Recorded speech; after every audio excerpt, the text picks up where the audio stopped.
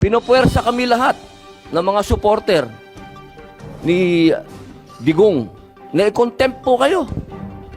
Ito po ba talagang operation para may aalis dito ang ating dating Pangulo?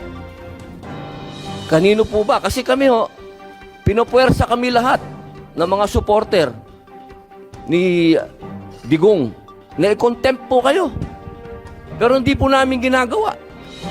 Sapangkat ang order, walang order sa amin na ipakontempt kayo. Kung galing lang to kay PRRD o galing kay BP na pakontempt tayo, kukontempt kita, boss.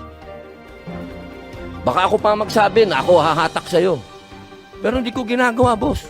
Kasi walang order sa amin na gawin sa inyo yan. Ang natatandaan lang po namin na sinabi ni PRRD na malinaw na ginagawa ng pulis ang order sa kanila. Kaya po namin kayo nirirespeto, sir. Dahil yun ang sinabi ng boss namin. Yun ang sinabi ng chairman ng PDP. Na ginagawa lang ng pulis ang trabaho nila.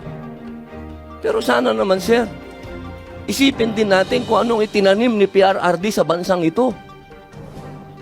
Nilabanan natin ng komunista. Talaga bang yan ba talaga ang kapalaran ng mga presidenteng lumalaban sa komunista? Isang in-exile, at isang sinurrender? Ano ba po talaga itong bansa natin? Tayo po ba'y demokratiko talaga?